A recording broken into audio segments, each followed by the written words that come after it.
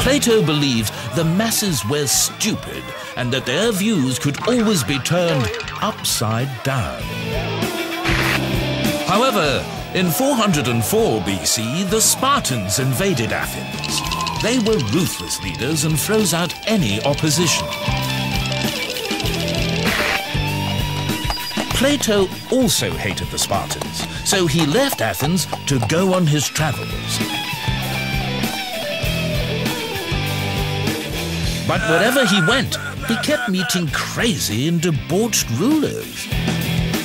None of the governments he had seen in his life were effective mouthpieces for the people.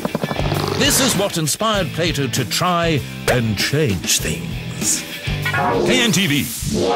So, Plato had best possible training as great philosopher. Just one question. Yes, my friend. What does a philosopher do? It's good question, Nietzsche. Do you know what is an allegory? Yes! It's like when my nan's face swell up when she eat fish. Ugh! Not quite. That is allergy. Plato tells us what philosophers do using allegory called the cave. He say, imagine a cave. Gotcha!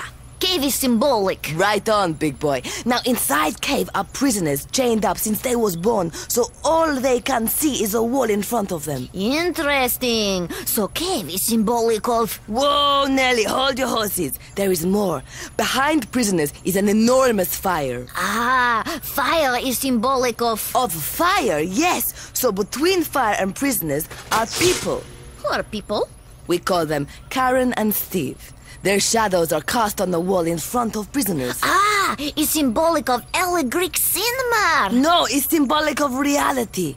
If shadows is all you has ever seen, to you is reality. Ah, like DVD or PlayStation. Yes. Now, imagine that one prisoner is released. Like Shawshank Redemption. It's exciting! He stands up and turns around. He sees they are not shadows. Karen and Steve are real people. Reality is all about what you is used to. I see. Just one question. Yes, my friend. What does a philosopher do? No idea. Burgess? Oh, good grief. Where are we now? Where are we now? Plato's ideas have helped us how? Plato lived to be a wise old man, driven by the desire to steer the world in the right direction.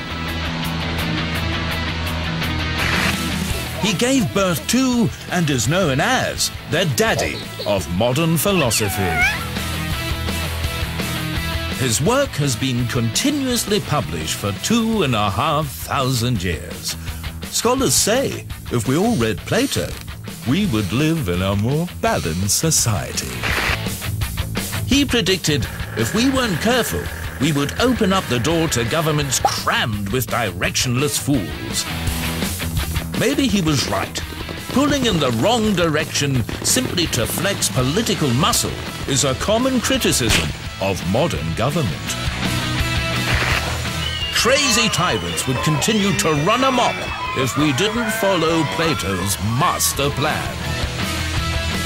Sadly, however, even in modern history, dictators are still alive and well. Women were high on Plato's agenda.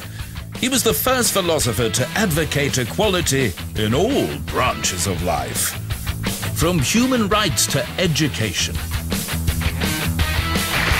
One of the most important things he did was to set up the first university. If it wasn't for him, there would be no graduations and no student parties.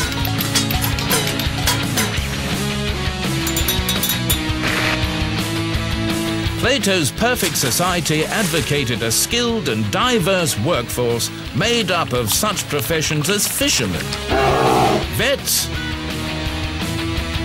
and mechanics. He knew that these types of people are the foundation of success.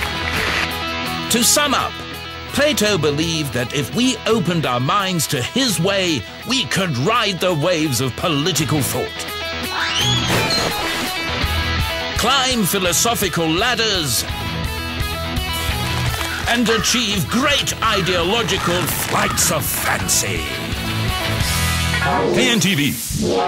Viewers, exciting news. Nietzsche and I have been inspired by Plato's life and works. And what a life he had! From wrestler to slave to head of a university. Damn straight, my man. The ideas he had influence all modern thought about what it means to be civilized society. And now we have decided to form our own breakaway republic inside this disused television station. Inspired by Platonic principles of government. Боже мой! We are Republic of KNTV. We're no longer under Slobovian rule. We are philosopher kings! Unless anyone from government watching, in which case... April Fool.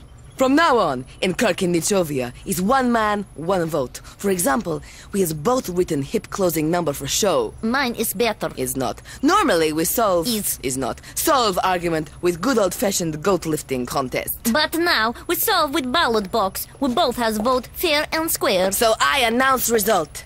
Ahem. With a vote of 2 votes to none, Kierkegaard's song will close show. No, I don't believe. Unlucky, my friend. It was a close-run race. I will fight on. I know you will. In meantime, goodbye, viewers. Goodbye. See you soon for another episode of KNTV Philosophy. By popular vote, here is closing song.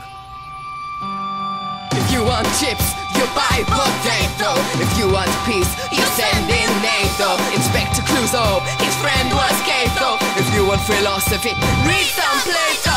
Many years ago in ancient Greece, there was a wise man called Socrates. He taught Greeks to be great thinkers, not just a nation of ouzo drinkers. Plato was a guy who Socrates taught.